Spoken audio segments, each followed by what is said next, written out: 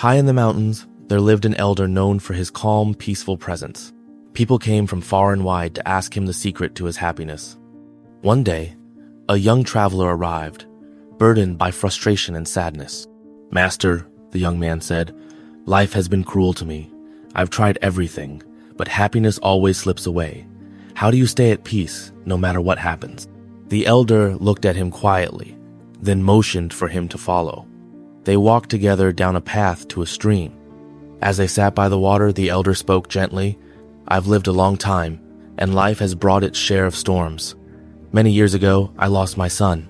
He was taken by a terrible sickness. I watched him fade away, and for a long time, I was consumed by grief. It felt like the pain would never end." The young man listened closely, sensing the deep sorrow in the elder's words. "The more I fought the grief, the longer it stayed," the elder continued.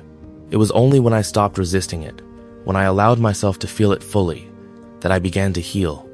I realized that happiness isn't about avoiding pain, it's about how we respond to it. I had to let go of the need to control my emotions, and in doing so, I found peace." The young man was silent for a moment, processing the elder's words.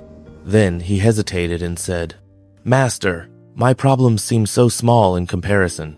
I've been struggling with losing a job, losing relationships, but hearing your story, I see now that my struggles don't compare to what you've gone through. I feel foolish for complaining." The elder smiled kindly. "Your pain is real, young one. Life storms come in many forms, and each of them challenges us. What matters is not how much we suffer, but how we respond to it." He leaned forward slightly, his eyes full of knowing.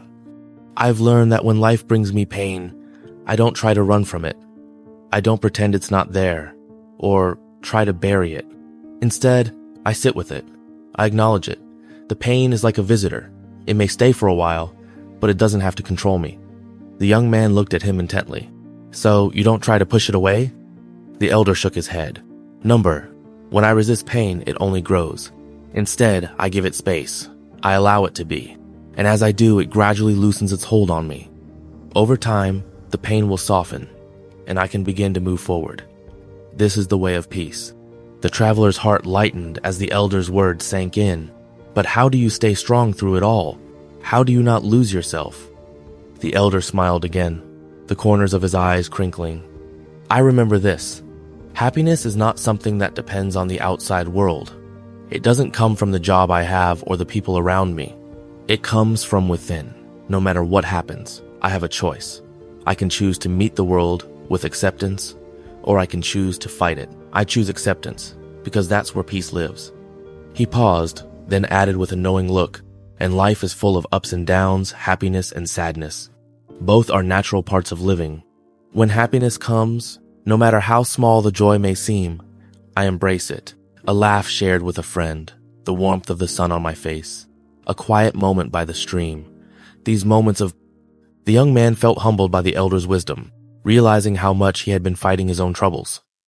Perhaps, he thought, peace wasn't something that could be forced or found through struggle. It was something that grew naturally when you stopped resisting. If you found this story comforting, please give it a like and subscribe for more inspiring and motivational content. Share this with a friend who might need a little wisdom and encouragement in their life. Remember, happiness is a journey. Let's walk it together.